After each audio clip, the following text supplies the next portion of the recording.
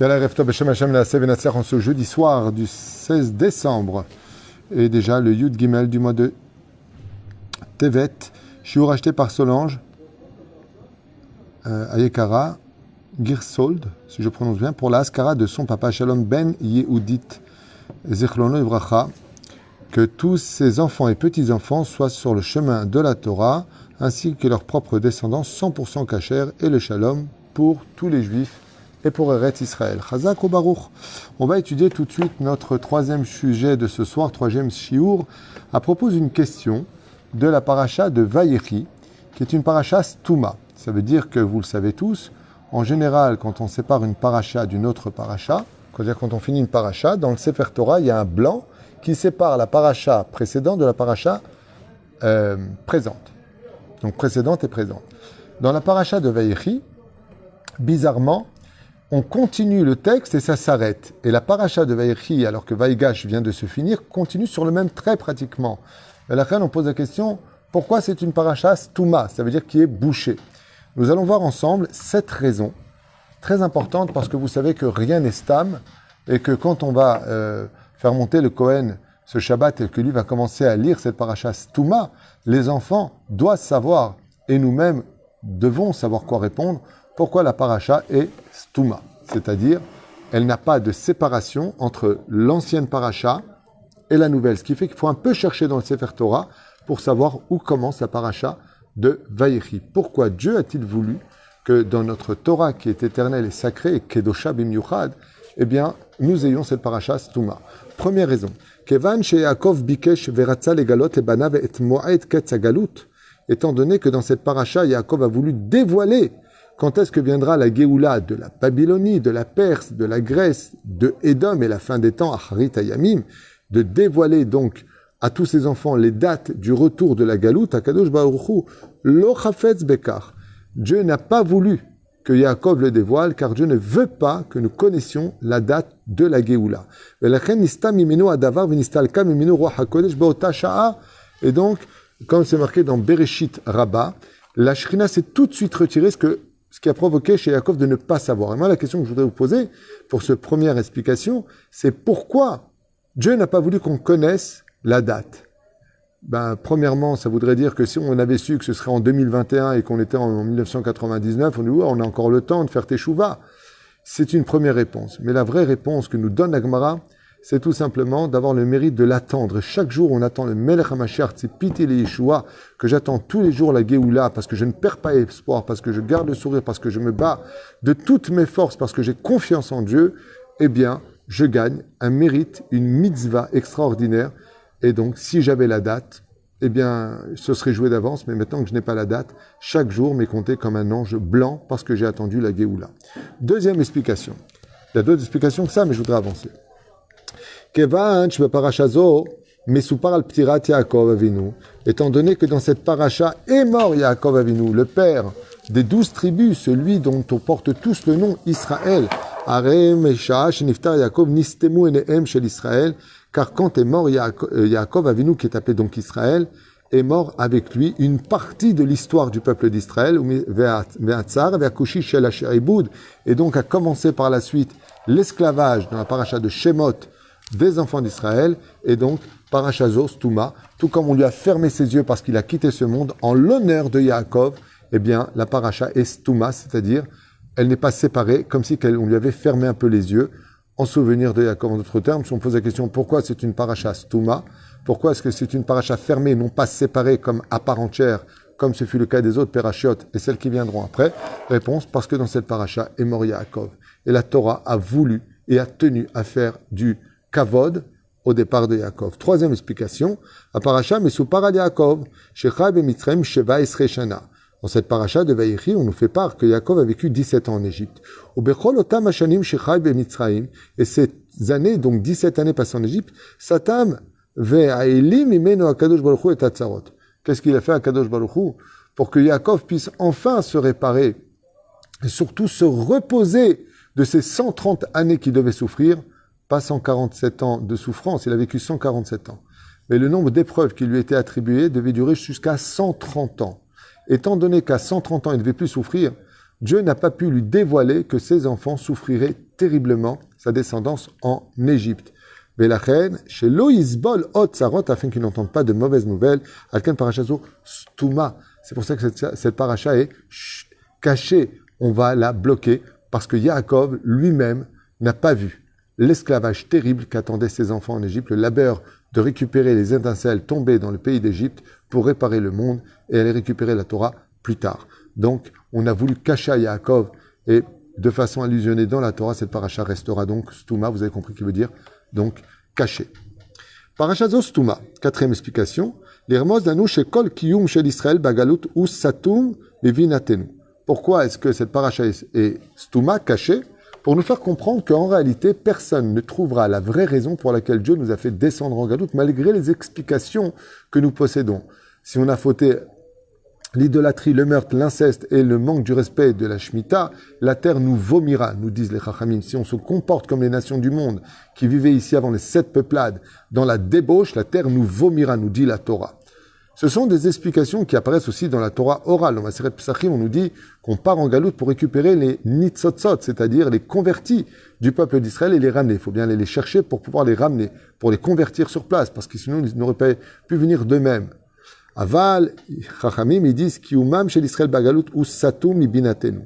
En réalité, la raison pourquoi il y a des Juifs des fois qui partent d'Israël, d'un coup s'installent là-bas, l'autre s'installe là-bas, au lieu de monter en Israël, va s'installer dans un pays. Il dit parce qu'en réalité, tu ne sais pas la vérité. Étant donné que la paracha de Vayechi, c'est la paracha où on descend dans la galoute, alors Dieu il a fait paracha Stouma pour te dire qu'en réalité, quand un juif, même quand il pense qu'il a quitté Israël parce que soi-disant la terre l'aurait vomi, peut-être que c'est vrai, mais attention, derrière ça se cache quelque chose de beaucoup plus fort que cela. Tu n'avais pas fini ton tikkun, il y a encore quelque chose à réparer, mais sois sur tes gardes. Cache-toi de l'assimilation pour ne pas tomber dans le piège. Et la Omrim Chazal, étant donné qu'on ne connaît pas les vrais plans divins, pourquoi on est encore en galoute pour certains et d'autres sont montés en Israël, En Bo Havana et au Esber, il n'y a pas réellement d'explication si ce n'est que Dieu lui-même qui sait pourquoi. Ki achitachen she kafsha achat metsuya, she kifsa achat metsuya, shanim rabot lelo paga, beziva beshivim zeivim. Parce que des fois on peut aller là-bas comme une brebis se trouverait entourée de 70 loups. Des fois, on peut aller quelque part, en réalité, même se faire soigner dans un hôpital étranger. En réalité, pour tomber sur un juif, lui parler 2 mots de Torah et la personne, ça va le travailler, faire tchouva et tu reviens. Tu sais pas pourquoi. Mais Dieu, lui, il savait. Donc, paracha, Stouma, tout comme cette paracha parle des juifs qui descendent en galoute, ça s'adressera en même temps de façon pour toutes les générations et universelle pour tous les juifs qui iront en galoute. 5e explication sur les 7 explications préparées. Parachazo Stouma, et Yot, puisque Yaakov Avinu, Niftar Ba, puisque Yaakov est mort, on l'a déjà dit, ou Ba Torah l'Elamdenu, basé. Shera Gufo shel Yaakov Nistam, Venistar, Miitanu, Baet Ptirato, Ach Nishmato, Ameshicha, La'alot, Velitalot, Baolamot, Aruchanim. Et donc, pourquoi on appelle ça une Paracha Stouma? Pour dire que ce n'est que le corps de Yaakov qui est mort, mais pas l'âme de Yaakov. C'est pour ça qu'ils l'ont embaumé. On parle à l'estouma, vous croyez que quand on ferme les yeux du mort, alors il est mort? Il dit pas du tout. C'est une paracha stouma qui commence par le mot Vayechi Yaakov. Et il vit Yaakov pour enseigner qu'il n'y a pas de mort après la vie, mais qu'on continue à vivre après la mort. 6e explication. Yaakov Avinu ayat sinor shefa lebanav harav beruchaniut. On sait tous que Yaakov, comme il était pieux, toute l'abondance des mondes supérieurs descendait par lui dans le monde d'en bas. Shayam elamdam Torah begashmiim shemikocho beruchu beshefa ve'osher rav. Par exemple, dès qu'il arrivait en Égypte, sur les 7 années de famine, il arrivait à la 2e année de famine. La famine s'est net arrêtée. Là où vient le tzaddik, vient l'abondance, la bracha, la parnassa et tout ce que l'on peut désirer, y compris la guérison. Israël. Et les Égyptiens, le monde entier, quand est mort Yaakov, ont vu que la bénédiction et que l'abondance, boum, était redescendue, la famine est réapparue. Ils ont dit, hey, Makara, qui a bouché, min satam en hébreu, ça veut dire boucher, qui a bouché les canaux d'abondance du monde d'en haut. Et tout le monde a compris que Yaakov venait de mourir. Toutes les nations du monde, les 70 princes des nations du monde vont accompagner Yaakov jusqu'à sa dernière demeure dans Marat Marpella. Et donc faire kavod, Venistam, pour apprendre que quand un tzaddik il part de ce monde, il y a du shefa qui s'en va avec lui, il y a de l'abondance qui part avec lui, comme on peut le constater à maintes reprises. Par exemple, quand est morte le puits de Myriam, Myriam est partie, il n'y avait plus d'eau. Moshe a dû frapper le rocher pour renouveler l'histoire.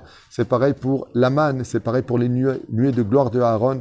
Dès que le tzaddik part, il prend avec lui son abondance. Donc nistam, Pérouche d'abord, c'est bouché. Quand le tzaddik part, les choses s'en vont. Pour l'importance pour nous de toujours prier qu'on ait beaucoup de tzaddikim et que quand on les a, on ne les perde pas, qu'ils vivent longtemps avec nous car ils sont source de bénédiction. Septième explication. Zo parasha stuma vechatuma. ואין בה הסבר כיצד יגלה יעקב עם כל עוצמת קדושה שבו במצרים, שהיא מבחינת ערוות הארץ ומקור ששורש כל הטומאות, ודבר זה חתום מלהבין אותו.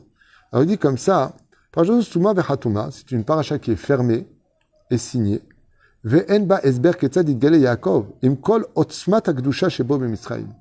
Il serait très difficile de comprendre comment est-ce que Yaakov est resté un homme aussi pur, kadosh, en dehors de la terre d'Israël, quand il était en Égypte, dans un endroit qui ne permettait pas, comme on l'a vu, les enfants d'Israël vont plonger dans les 49 paliers d'impureté. Yaakov va rester le tzaddik qui est Sodolam, rien ne changera de sa gdoucha, parce que Dieu était avec lui, parce que Dieu est descendu avec lui.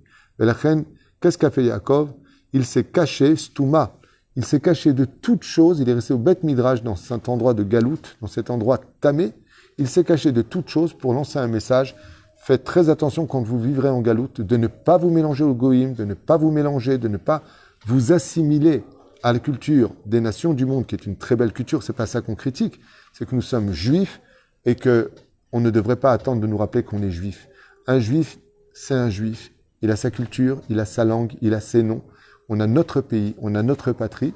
Et Baruch Hashem, si on est encore dans la galoute, si on est aux États-Unis, en France ou ailleurs, on se doit de respecter les lois du pays, on se doit de respecter les habitants du pays, sans jeter de pierres, sans brûler de voitures et sans casser aucune vitrine. Et Baruch Hashem, ce ne sont pas des actes produits par les Juifs. Toda Lael. Velachen, Bezrat Hashem Idbarach, qu'est-ce qu'a fait Yaakov? Il nous a montré qu'on pouvait rester un Yaakov, un Juif kasher, à la condition où on savait se protéger avec Hashem dans cette situation qui n'est pas naturelle, car un Juif en galoute ne vit pas dans son élément naturel. Pour finir, il y a une huitième explication qui n'est pas dite ici, j'en suis assez choqué, c'est que Yaakov Avinu a voulu dévoiler la fin des temps, mais est apparu devant lui Yerovam ben Nevat ve Yehu. Deux rois impies, l'un qui venait de la tribu Yerovam ben Nevat d'Ephraïm, Yehu qui vient de la tribu, de Ménaché. Et donc, comme il a vu des Réchaïm qui venaient de sa descendance, Miad Nistemu Enehem, pour vous dire que pour un père, ça ne suffit pas d'avoir des enfants qui soient tzadikim, mais que sa grande peur est de savoir est-ce que dans mes petits-enfants et arrière-petits-enfants, vous serez vous aussi sur le chemin de la Torah. Combien on doit tous autant qu'on est aujourd'hui prier, pas simplement pour que nos enfants fassent des chouvas, mais que pour toute notre descendance soit dans la Torah, afin que même si nos yeux se fermeront un jour, ils puissent se réouvrir dans la lumière de la Torah et des mitzvot de notre descendance. Baruch Adonai l'olam amen et amen.